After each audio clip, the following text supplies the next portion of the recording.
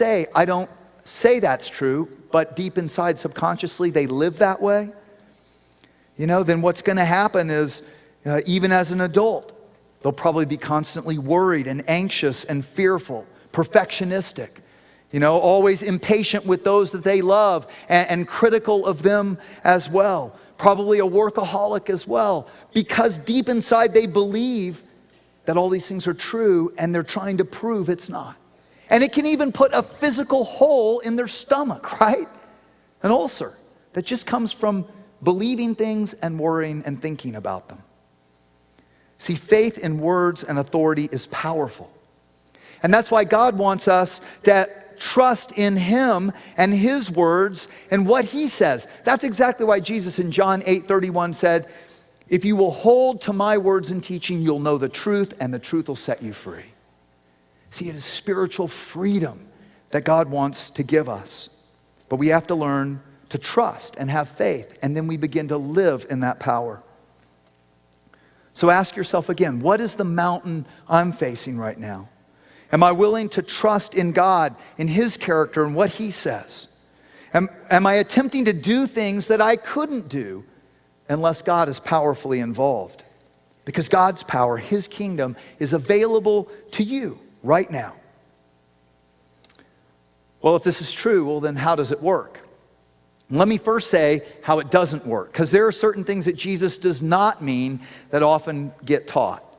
First of all, Jesus is not saying, if we just muster up enough of this thing called faith, then you can have whatever you want. And then things should go according to your expectation. He is definitely not saying that. And sometimes people take some of His teachings out of the context of all of His teachings about how life in God's kingdom works. And they say things like, you should have health and wealth and prosperity, and if you don't, it's your fault because you don't have enough faith. Now, let's think about that for a second, because if that's true, Jesus didn't have enough faith. Right? I mean, Jesus said He didn't have a pillow to lay His head on. He didn't even have a home. His cousin John was executed. He got tortured. Not exactly health, wealth, or prosperity, right? And many of His disciples had the same kind of things happen. And things didn't always go according to Jesus' human will. Remember in the Garden of Gethsemane, He prayed, Father, take this cup from me. I don't want to be crucified. But here's the key. Then He turned and said, but not my will, but your will be done. This is so important to understand, that great men and women of faith have been just normal people who struggled and prayed and at times even doubted, and they didn't always get their prayers answered according to their desires or expectations. Clearly, that's not what Jesus meant.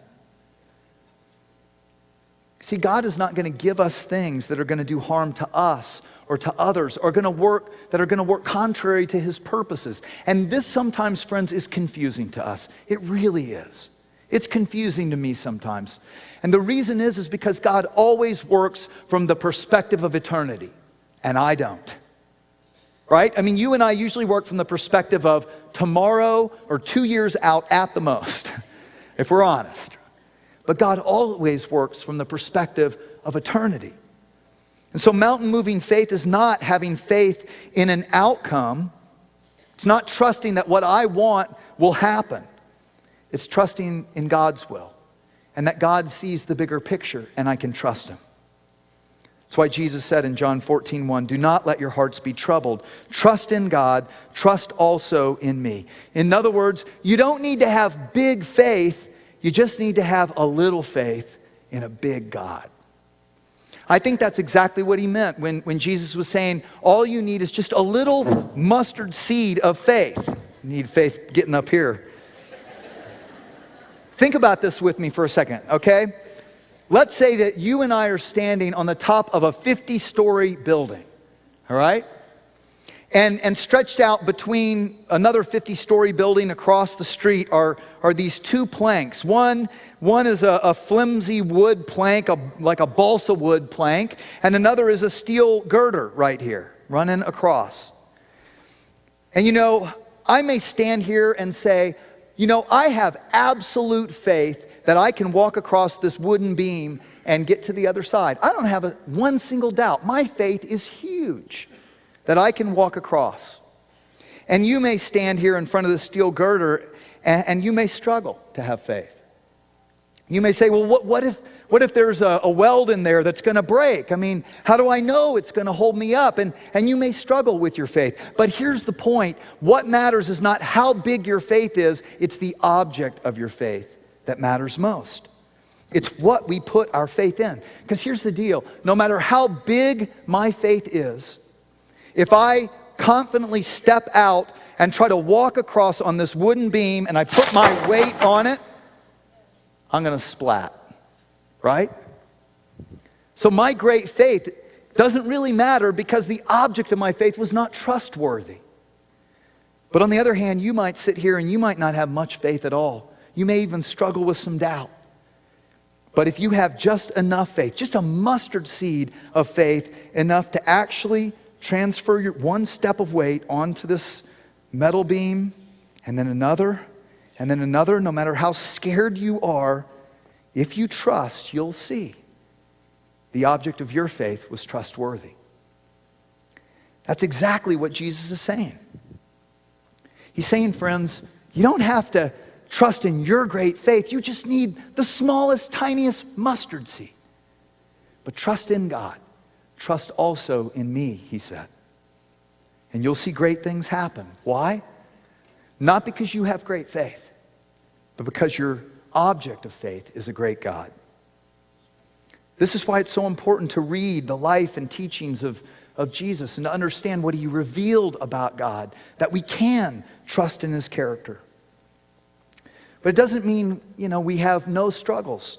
In fact, I love this in Mark chapter 9. A man whose son was hurting himself, destroying himself, came to Jesus desperate, and he said, Jesus, if you can do anything, please help my son. Look what Jesus said. If you can, said Jesus, everything is possible for him who believes.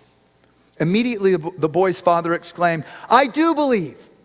Help me overcome my unbelief. Don't you love that? Do you see that? Jesus honored his little faith and healed his son. He even honored his honesty about his doubt. And this is so important, friends, because we don't have to play word games with God. Sometimes we feel like we have to figure out the right magical words to pray to get things to happen. It's not that way. Jesus said, don't do that. Just be real. Be yourself. Be honest with God, even with the struggles. But as you do, don't focus on the mountain. Focus on the mountain mover. The mountain may seem impossible. You keep your faith trusting in God's character, his ability, and his goodness. See, mountain-moving faith is not about getting God to do what we want. It's about learning to relate to God, to learn to live and move in his world, in his kingdom, doing his will.